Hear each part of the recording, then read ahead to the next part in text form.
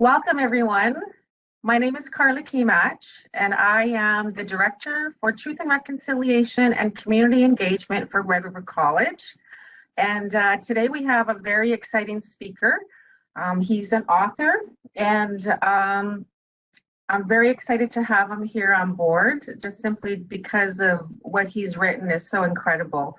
So I'm just going to turn it over to Alan Chorney here, and he's going to start us off with the land acknowledgement, and then I'll do a brief intro, and then we'll hand it over to Isaac. And what Isaac is going to do, he'll tell a little bit about himself, then he's going to do some of his stories from his collection that he has in his books, and then we'll do at the end piece, maybe about 15-20 minutes, some questions that we can have a conversation with him. So let's start. Thanks, Alan. Go ahead. Thanks, Carla. Red River College Polytechnic is committed to ensuring that First Nations, Métis, and Inuit knowledge, cultures, and traditions are embraced and reflected in the pursuit of its mission. An acknowledgement of these lands that we are on today and of the RRC Polytech commitment to Indigenous peoples and communities now form part of the foundational statements that define RRC Polytech. Red River College Polytechnic campuses are located on original lands of the Anishinaabe, Cree, Ojibwe, and Dakota and Dene peoples, and on the homeland of the Métis Nation. We'd also like to acknowledge the Robinson-Huron Treaty of 1850, the traditional land of the Anishinaabe. RRC Polytech is committed to a renewed relationship and dialogue with First Nations, Métis, and Inuit peoples based on the principles of mutual trust, respect, and reciprocity. We respect the treaties that were made on these territories, and we dedicate ourselves to move forward in partnership with Indigenous communities in a spirit of reconciliation and collaboration. Thank you, Alan. So, oral histories.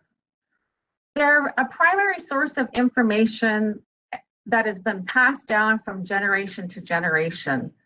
So what it allows is Indigenous peoples to talk and to teach about their own cultures in their own words. Also, other primary sources are artifacts or historical images that you would see, usually painted on petroglyphs, painted on rocks. And oftentimes we, in the past, have not included that as primary sources of research or even knowledge. But what we're finding is that that is a real historical piece of knowledge for our Indigenous peoples here on Turtle Island. So throughout history, Indigenous societies in North America have relied on the oral transmission of stories, histories, and lessons and other knowledge to maintain a historical record and sustain their cultures and identities. Stories, history, spiritual lessons, or teaching, songs, poems, or prayers are a way of participating and passing that oral history down through generations. They set the foundation for value systems, for governance, for relationships with other nations, how to stay healthy through medicines, and much more.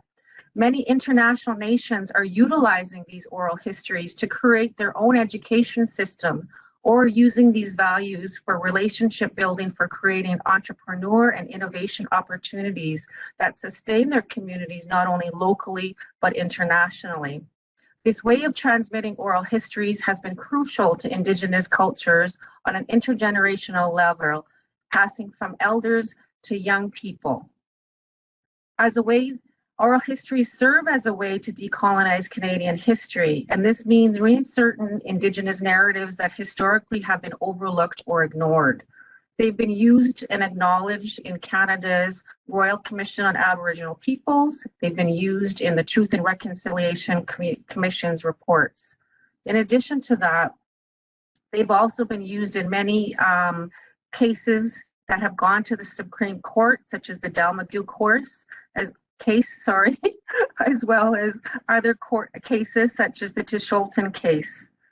The post-secondary system was built on the foundation of exclusion. Systemic racism and other forms of discrimination have existed in post-secondary institutions. And by way of these, we need to start embedding new concepts and theories that are based upon oral traditions to help us reimagine Canadians' post-secondary schools that not only require introducing Indigenous history and knowledge, but looking at how we actually operate, which means systemic change that can last for intergenerations to come.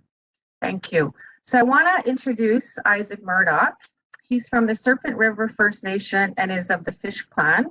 He currently resides at Nimki. I'm sorry, I can't pronounce that. I think you can fill that in. Anishinaabeg, an Ojibwe language and cultural community located in Northern Ontario. He loves how the people are rekindling the old ways of his people. His children are Wabiwan, Elaine, Nanook, and Preston. Nenaboozhoo, the creator spirit being of Ojibwe legend, gave the people many gifts, and this collection of oral stories presents legends of Nenaboozhoo along with the other creation stories that tell us of adventures and of numerous beloved animal spirits. So welcome, Isaac. So glad you're here. Well, welcome, and thank you so much for the beautiful introduction. And thank you, Alan, for saying those kind words in the beginning. And also to Rhonda and Sarah as well. So thank all of you for being here and hosting this. You know, when I was born, I didn't have a name, and it was through a sickness that I received a name. And they said that that name was going to cure me from the sickness. And so they got an old medicine man to come in, and he gave me a name. Mazenapkin Gayago Nabe. And it means the animal who paints the rocks. So that's my name. That probably says a lot about me too. You know, so that's my Ojibwe name. I also received the honorary name Bomgiizhik, who is my great grandfather. And from the grandmothers and from the elders in my family, I received that honorary name. I come from Serpent River, Nenaboozhoo, as it's otherly known as, and I'm from the Fish Clan. I currently reside at Bomgiizhik, which means Thunder Mountain, which is our language and cultural community. And so it's a great honor to be here with you. You know, I remember years ago, they always talked about something called Atsukanan, which is different than the Bojimon, you know, which is a story. But Atsukanan is like a teaching. It's like a sacred story. And so when I was younger, I used to listen to these stories, and I used to think, you know, they talk about people and, you know, things that happened and, you know, funny things that old people would reminisce about. So that was a lot of that was going on. But every once in a while, you'd hear something called Atsukan, which is a sacred story. And those were done often in ceremony or on the land in a very spiritual way. And so when I got to be a little bit older, I became extremely fascinated by Atsukanan. And so as a young person, you know, I was 5 years old. I was taken away by Indian agents, apprehended. My three brothers were as well. And so there was a disconnect from community and from, you know, just being in the bush and stuff like that. You know, I remember having these horrible experiences in this nuns convent, you know, and they certainly didn't support Atsukanan. You know, you weren't hearing all of these things. And so there was, you know, a very, very deliberate attempt to remove Indigenous people off the land and into colonial institutions so that we'd never go back to the land again. I remember being completely free, you know, traveling by canoe from lake to lake, you know, from river to river, hunting and fishing and gathering what we needed. You know, we had our own government that was led by the animals. We had our own laws. We had our own education system and healthcare system. You know, we had our own way of life. And of course, the Canadian government viewed that as the Indian problem. So of course, you know, we were known as the Indian problem because we were a free people on lands that they wanted. And so when the Indian Act got implemented, it was very common to remove Indigenous people from their homes and put them into colonized institutions so that they'd never go back to the land again, so that Canada could have a free-for-all in resource extraction in their territory. And I remember I was about 10 years old, and I was back home, and I remember not wanting to go back to school because I had such a horrible experience. And I just felt like my head was always in the cloud. I couldn't go to school. Um, every fiber in my being prevented me from going to school.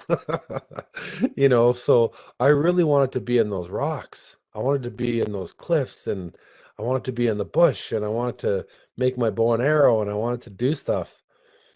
And so, at an early age, I was sent to go live with elders, and that's how it was, and I worked.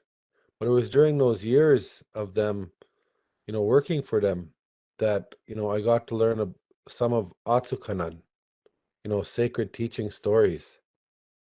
And so, as the more you learn, it's like a puzzle. It's like the more of these stories you learn, you realize, hey, that kind of fits here, and this kind of fits over there, and okay, I get it. You start to see almost a timeline of what's happened with our people.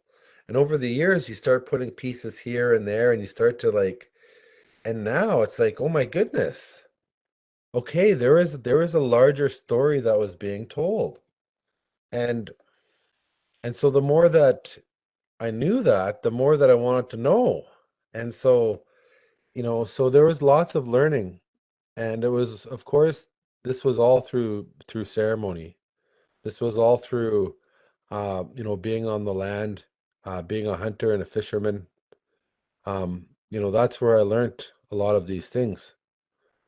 And so, I was very privileged in that way to be able to live like that. I can honestly say that, there was 6 months or 8 months out of the year where I never seen a road. It was just the bush, and we didn't have a garbage can. We didn't. There's no garbage in the bush. But we had Atsukanan. And really, Atsukanan are teachings. They're teachings that help us on how to live here on this earth. They help us give the original instructions on how to live here. They're reminders. And so as we're telling Atsukanan, we're often feasting the spirits of those stories. We're often feasting the spirits because we ask them to come with us and to sit with us as we share these stories about them, and we honor them with songs and gifts. And it's a very beautiful, sacred thing. And but right now, all of our kids are in colonial institutions. So the Indian Act has been successful, unfortunately, for the most part, where it has removed Indigenous people off the land and in colonial institutions. And so when you go into the forest, it's virtually been wiped, um, clean apparently by the government of Indigenous people. And they don't realize that we're not the Indian problem, but we're part of the ecological solution. And that right now, the forests are empty. There's not a lot of Indigenous people that are living a way of life out there. Very, very few. Most people are on the reserves and the programs and services economy. They're either in the university economies or they're in, the fossil fuel economies. Unfortunately, that's primarily where our people are working. Fossil fuels out west mostly, not too much out east. So there has been a removal, and it's been successful. And so when 85% of our kids are in the public school system and 15% are on the reserve school system, there's not a real big opportunity for them to get Atsukan, the same way that I got it, through the fasting and through the ceremonies on the land as a child. And so I felt that it was really important to write some of these stories down because at least they're going to be getting them. At least they're going to be learning. There's a record of these stories. And so one of the stories that I really like in there, it's called the fish skin window. And it's I mean it's kind of a silly little story. But a long time ago, there was this uh man, he lived in a little cabin, and his cabin was half in the ground. And so it had dirt walls on the bottom, and the logs were on top. And he had clay all around the bottom, like in his floor and the walls. And it was small. It didn't look very big, maybe about the size of a bedroom, but he had a wood stove in there. He had in one window, and this window was made out of mazai, which is like madachus. It's certain type of a fish, like a burbot, they call it. It has a great big belly on it. But he had a window that was on that cabin of that fish skin just stretched out. And when it was stretched out, you couldn't see through it, but it brought light in. And I thought that was pretty cool. And he had it facing south. And so normally his door was facing east, but this window was facing south. And so this old man, he was such an Indian. Like nobody ever seen him. He was always in the bush, and that's how he lived his life. He had an old dugout where he put his canoes. He did everything old school. There was not even one nail in that cabin, not one. And that's where he lived all year round. And he just lived out on the land. And I would go visit him. And so I asked him about that window. I said, "Tell me about that window." I said, like you could get a piece of plastic. You could get some. You could probably even get a window. He said, "No, I don't want a window like that. That's not a real window." He says, "This is a real window." And I said, "Why is that a real window?" He said, "Because that came from Nenaboozhoo. That was a gift from Nenaboozhoo." He said, "A long time ago, many years ago, there was a family that lived nearby here. And they lived, scared because of the Nodok. The enemy were always around. And there was a ridge, and the only way for them to come through was through that ridge. And, you know, and so they were always living in fear. And one night they got attacked, and they killed and burnt a couple of people. And so after that, they were very frightened and scared of these attacks by the enemy. And so an old lady decided to call out for help. And sure enough, Nenaboozhoo comes. He comes walking in there. He says, what's the deal here?" "Well, we got attacked by the Nodawak, and they killed and burnt a couple of our people." He goes, "Well, I'll go kill them for you." He says, "No," he says, "we need more than that." He says, we need protection." He goes, "Well, if you seen them coming," he says, "then chances are you'd be able to make your escape. If you'd know that they were coming." And he reached in his pack sack, and he pulled out a mazai, that fish I was talking about. And he grabbed it and he threw it up against that wall. And it splattered against the wall and it made that window. And when you look through a mazai skin, it's like you're looking through a foggy glasses. You can see, but you can't completely see. But you can see enough. If somebody was coming, you'd know, from a distance. And he says that's how that window got there. He says, I don't use it for the enemy. He says, I use it for guests. when I know guests are going to come here. He said that's how this window came to be. And the enemy always comes from the south, and where I come from. And so it made sense to put that window to the south. But then again, the window is not really a window, because in the afterlife, after you die, you don't take the body out of the lodge, out of the wigwam, out the door. Because there might be animals there that maybe you killed that might want to seek revenge on you. Or maybe there's enemies that you killed or rivals that you had that you might meet in the afterlife. And they'll be hanging around that lodge door, waiting for you. And so they would take the body out of the side and out of that window. And that's what he told me. He says this is also how we take care of ourselves in the afterworld.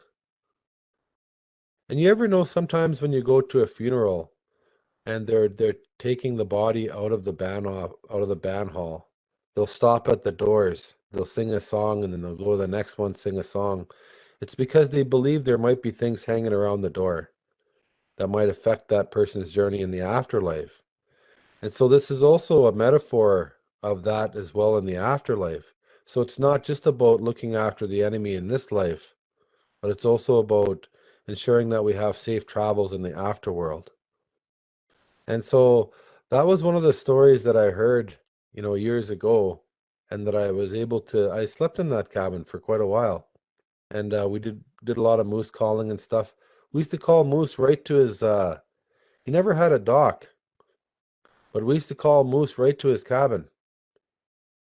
And he'd sit there at midnight, and he used to have a moose caller we used to call, and moose used to come swimming across the lake. And as soon as he got close to the shore, we'd shoot them. And he rolled cigarettes, fat ones, and he made his own tobacco. He made his own tobacco, and he wouldn't. They were unusually big. They were really big. But that was his thing. He'd smoke these cigarettes with this homemade tobacco. They call that Kanika Nick. And he never had a rolling paper to save his life. He used Bible papers. And he would try to take papers that were not important. He'd say, well, I can't I don't want to bother these ones, this chapter, but these ones here I can take. And so on his table he had a whole stack of these papers all cut up. And that's what he was using to smoke his cigarettes. But that's one lived experience that I had about learning one of those stories. And so it was only proper that I gave him something for it. So I gave him tobacco, I gave him some a knife, and I think I had $20 or something in my pocket. I gave him $20. He was happy, he probably rolled cigarettes out of it. But that was one of the stories I learned. And that was just being on the land and trying to understand something. Again, there was no garbage. That man was educated. He had a very high discipline of education. It was so high that he was able to live his life without a garbage can. That's how highly disciplined his education was. That's how connected he was with the original instructions on how to live on Earth. He wouldn't even use a piece of plastic for a window because it didn't comply with It didn't comply with the natural laws. And he wasn't going to live his life like that. As being what he called a criminal. And that's what he said. He says, I don't want to live my life being a criminal, breaking these laws. That's what he said. And he wouldn't even trap with with steel traps. He used those old deadfall style traps, you know, and he would get a piece of wiggle, a string that he would make, and he'd cover it with fat, and it'd be connected to a pin in a tree that was connected to another log. And as soon as the animal chewed that wiggle, that bark string, as soon as that animal chewed that log would come down and take the life of that animal right away. And so that's how he lived his life. And he said that that was a really sacred way to be, and that as Anishinaabeg people, we have the responsibility to make sure that we're not criminals like that. And I thought that was quite harsh at the time, you know, because then I would have been a criminal, you know, because I was living on the reserve and you know, living a criminal life of having a garbage can and propane and, you know, all that stuff. But it made me realize that there is instructions on how to live here, and that they've been here for thousands and thousands and thousands of years, and that we've been, you know, the government has forced us into these other systems where it comes to the point where it seems like it's impossible to go back. That man lived to be over 100 years old. He had many children, many grandchildren. He had a rich, full life. You know, he was healthy. There was nothing wrong with him. And it makes me realize that, you know, we have lost our way from the original instructions on how to live through this earth. That we've been misled. And so the government, I'm going to blame the government. The government always told us, the Indian agents, you got to go to school, you got to get a job, you got to do this, you got to do that. That's how you're going to be successful. But they never talked about that man. He was the most successful person I've ever known. He was the smartest person I ever known. He had the highest education I've ever known. Because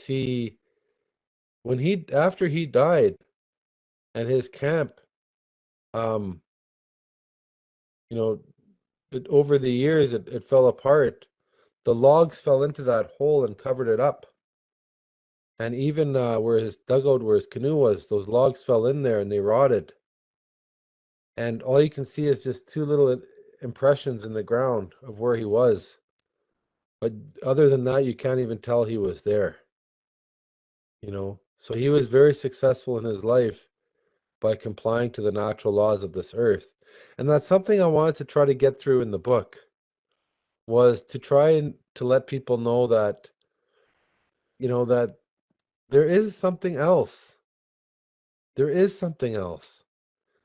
And we'd be doing our children a great injustice if we say this is the only way to do something, to be successful.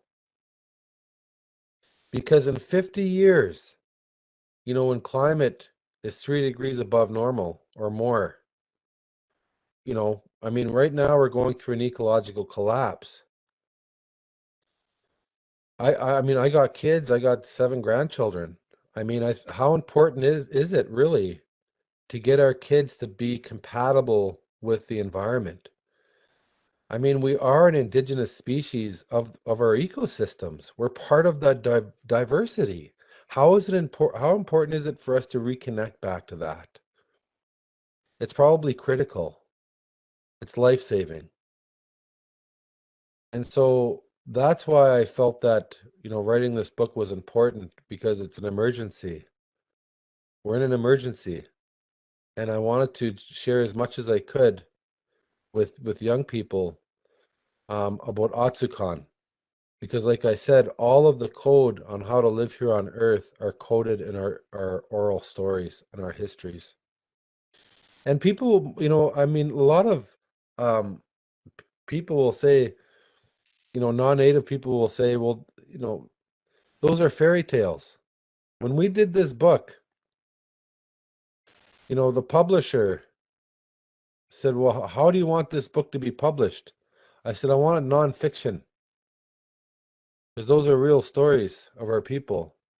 That's history of our people. That's not fiction. That's real life.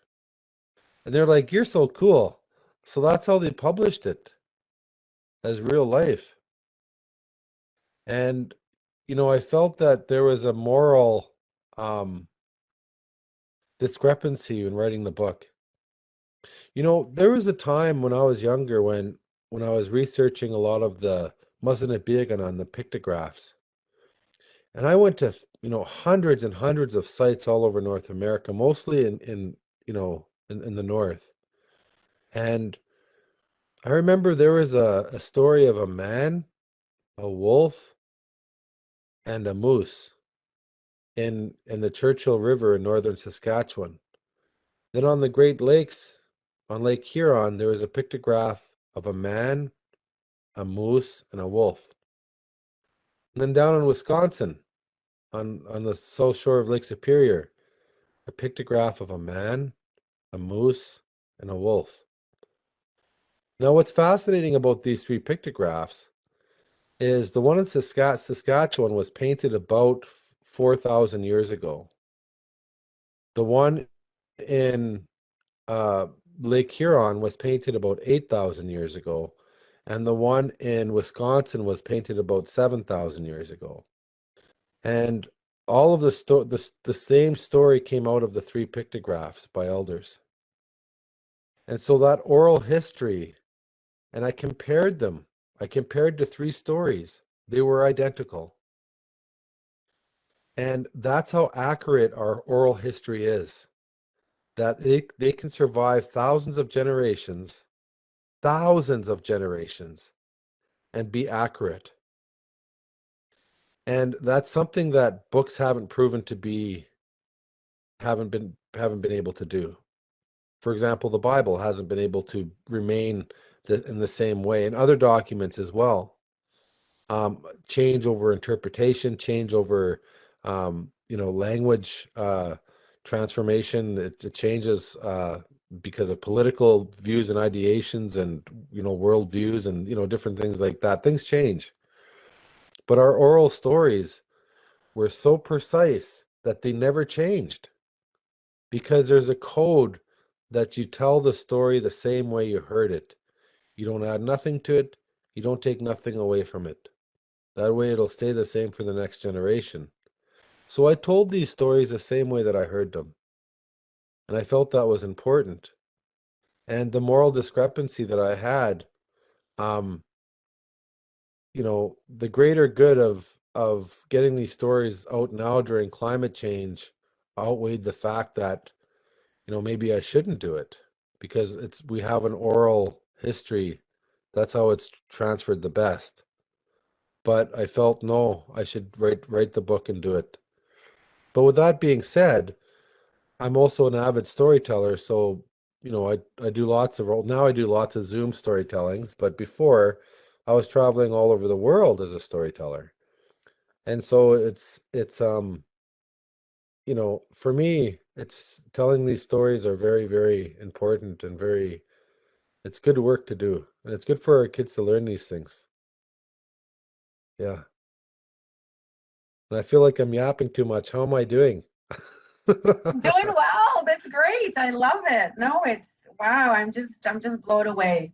I read your book in about 2 hours, and there's so much depth to it. And at the same time, when I was reading it, I was trying to figure out, like, how am I going to interview this guy? Because everybody that I've interviewed so far, like, very academic, right? So I was really glad that we're able to have that pre-meet, and I'm really glad that you touched on so much, like the importance of the oral histories, how accurate they are, because they haven't been utilized in the Western world in ways in which they should be. Even our Indigenous people believe them, like many people believe them to be just stories, but they're not. They're true histories of people, of how they've lived and what they had to offer. And the fact that you demonstrated on the pictographs too, how accurate they were from thousands of years of separation. and in different parts of Canada. That's just what's so mind-blowing. So I have some questions for you, and it is Sure. so you talk about COVID and the ecological collapse. Like, we're in the sacred story right now. Can you share more on these thoughts? We actually had an elder do an elder's lodge on Friday, and he talked about how COVID had to be respected and that we had to learn to live in it and with it, right? So I'm curious, like, what are your thoughts on all of that? Well, I first off, I just want to wholeheartedly, give my utmost compassion and empathy to those that are not feeling well with COVID and may have lost somebody from COVID. My heart really goes out to you and your families. And, I understand that it's a very hard time. I just lost my uncle the other day to COVID. So it's tough, Yeah. and so again, my heart and prayers go to everybody that's suffering with COVID and or the loss of somebody. I remember years ago, there was this old man, he told me, his name was Shkoda Nene. He told me, my grandfather, his name was Mushkigon. He told me a long time ago that the animals are going to call upon a sickness to roam the earth, and that it's gonna crawl into people's mouths and make them sick. And he says, there's no sickness on this earth that doesn't come from the earth. He says, and we have to respect sickness because it has a spirit. He says it happens in the animal world. He says lots of years there'll be lots of rabbits, then all of a sudden they'll get thinned right out. The same thing with other animals. He goes, things go through cycles. Everybody has to have a turn to feast. He says, but humans they always want to feast. So he said that you know these things have a spirit, they have a place, to respect them, and that and by doing that, we we stay in the forest, we don't share our dishes, we're careful, we respect things, we smudge our houses, we boil medicine, we have medicines for this that we're told by the old people. So even about a year before COVID, we were preparing for it already because the elder said it was coming. And so, I think that this is just part of the symptom of what's really going on. And that's the two-legged are on a quest to destroy the earth. And this is the first time in a very long time in human history where the human beings have completely went sideways and caused massive ecological collapse at a catastrophic scale that can't even be measured by any instrument made by humankind. That's how big this is. And that I believe in 1,000 years from now, they're going to be looking back at this time in history. They're going to be looking back at this particular instance where the two-leggeds try to destroy the earth. And they're going to be telling this Otsukan. They're going to be telling this sacred story. And we're going to be the characters of that story. We're the ones that they're going to be talking about. And so when I think about our roles and responsibilities, who are we really? What is our true path? Because I believe we're all given a gift. That's right. What is it? Let's master our true gift on why we're here and maximize the medicine that we can dish out. And, that's how we make a difference. I mean, if we're to look at the story, how would we want the ending to be? We have the power. We are the authors of the story. We can change things, but it means sacrifice. In all of these stories, these Atsukanan, there's always a trade, an offering. You can't get nothing for nothing, and nothing is easy. You have to suffer for it and sacrifice for it. And I believe right now we're in a time when we have to make those hard decisions. about how we're living, what we're doing with our life, and redefine what success is. Because the story needs a really good ending. Like our children need beautiful. I want my grandchildren, my kids, to have a beautiful world. And if they're ever going to have that, that means me, dad, has to get off my bum and try to make the world better for them. There is no other way. I can't wait for other people or governments. All I can do is do what I can and use my gifts to try to make the world better for them. And so I think that collectively, when we do that, especially as Indigenous people, we become a force of nature, like an actual force of nature. Remember, we are a part of the ecology. When Indigenous species go back into their environments after being removed, it changes the whole ecology. It brings back so much diversity, and there's a chain reaction that takes place. And so when Indigenous people start returning back to the land and start becoming a part of those very ancient and delicate systems, there's a balance that's restored. And I think that needs to be part of the story. I mean, how could it not be, you know? Um, so I think that was pretty theatrical. I like that. I like that very much. Do you have any other questions? It wasn't theatrical. It was actually quite powerful and insightful. And even with COVID, with our relatives, we have medicines. We've been taking the medicines to help us, and some of our relatives too have had COVID, and some have passed, unfortunately. But we do that, and we smudge the house down regularly, and we try to honor the medicines in a good way. So I understand wholeheartedly what you're saying, definitely. So thanks that, because it was very powerful. Thank you. Okay, so how did you come when you were writing the book? Like, how did you choose the order of the stories? Like, did you just write them out and piece them, or did it just come out similar to how you tell your stories? They just come out naturally.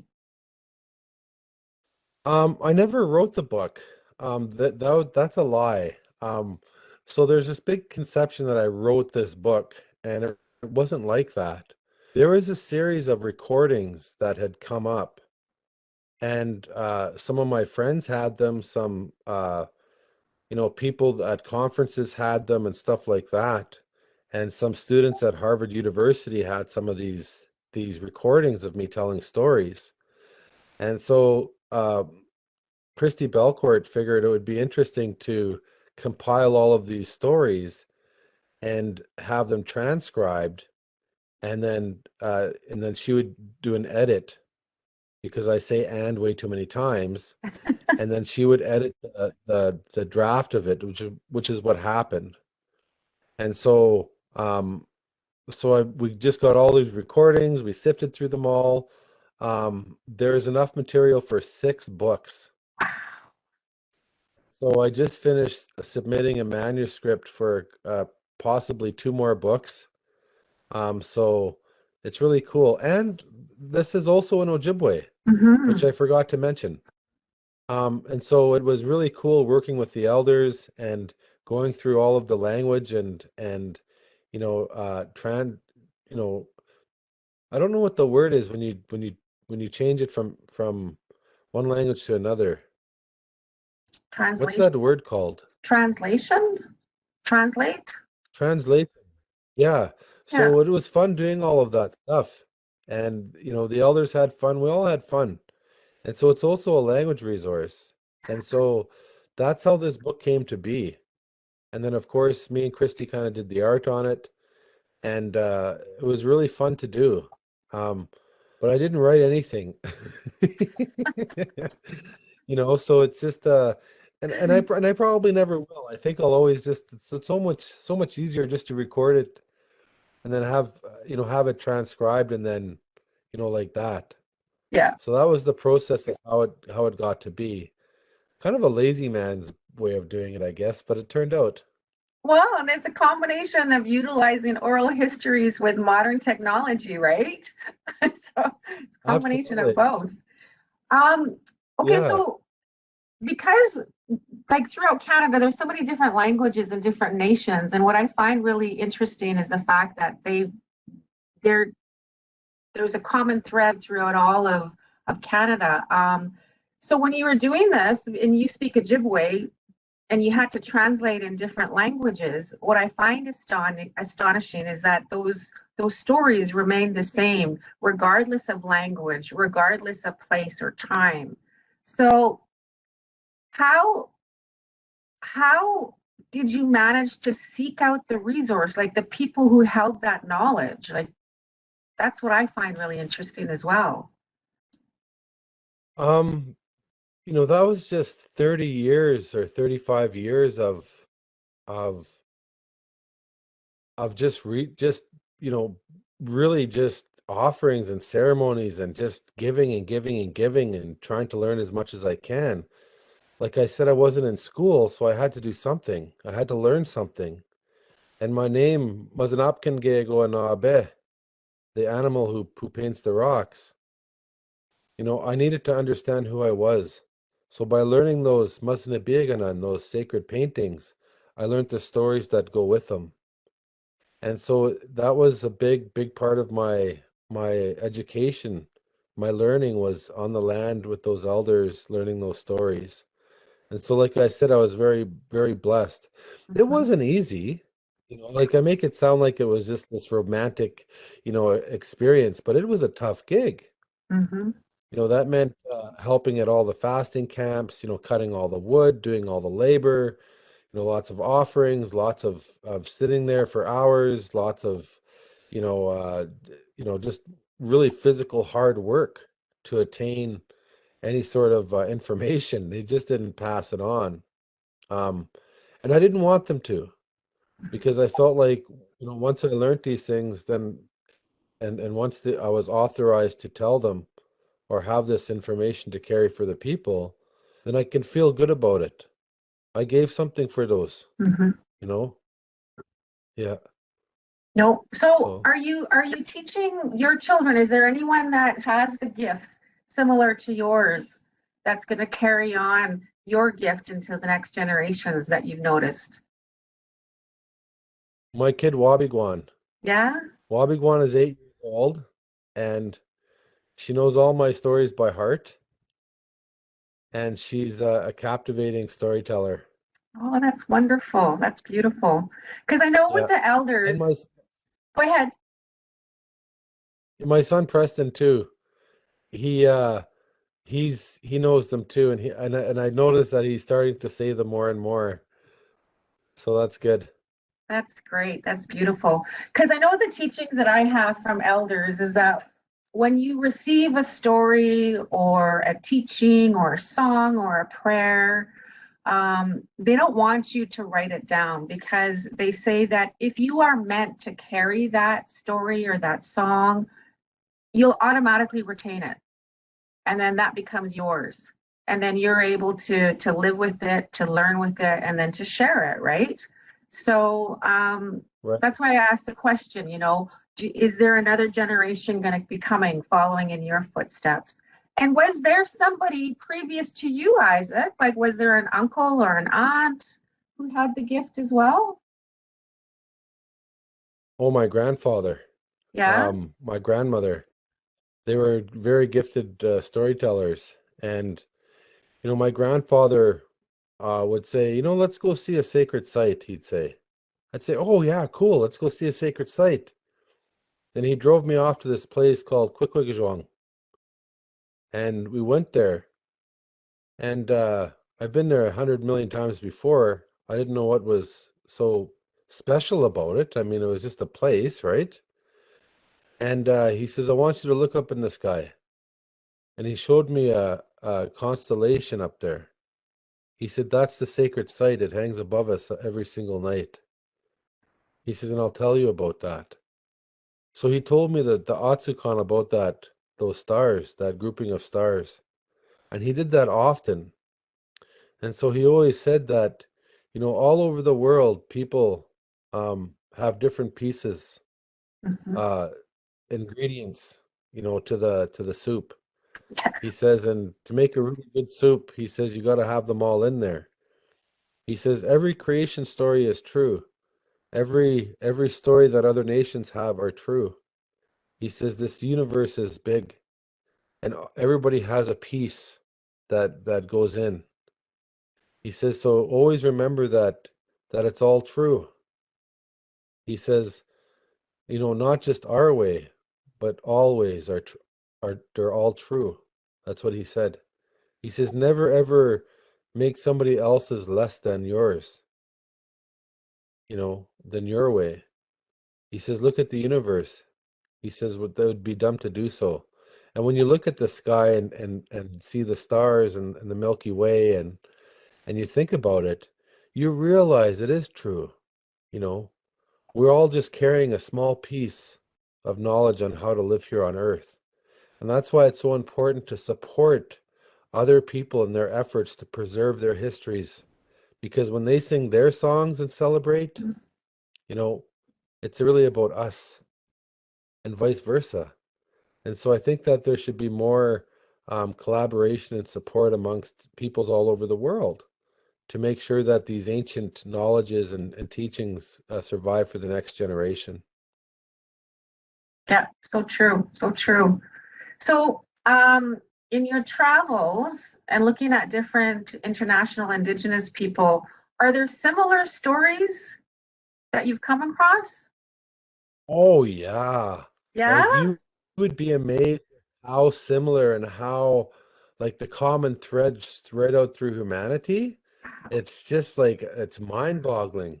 Like when in Ireland they're talking about the serpents and they're talking about the thunderbirds and you know and their tattoos that they used to do on their bodies and the face paint and you go to you know in China it's the same thing. I mean in New Zealand, I mean this is a there's a very common thing, little people. I mean there's such a common thread throughout all of humanity. It wasn't until organized religion came in and started to wipe out, you know, these older indigenous knowledges. You know, even in Spain, you know, there's pictographs of serpents and, it's just, it's incredible. It wasn't until organized religion came and started to wipe out these older belief systems that were thousands and thousands of years old, you know. Um, but yes, there definitely is a common thread without a doubt throughout the whole entire world. It's without question. That's Um, fascinating. people were telling the people were telling the same stories, just in a slightly different way, you Yeah, know? yeah, Yeah. fascinating. And I asked that too because I have close friends that live in Mexico, and I know the teachings around the little people here and as protectors. And my late husband, he actually used to see them all the time. They'd be dancing around in our house and climbing all over furniture and stuff. And so when I went to Mexico, I was sharing stories about the little people. And an engineer she married an engineer. He was shocked because he heard a story. The building they were building this big resort, and it burnt down like twice.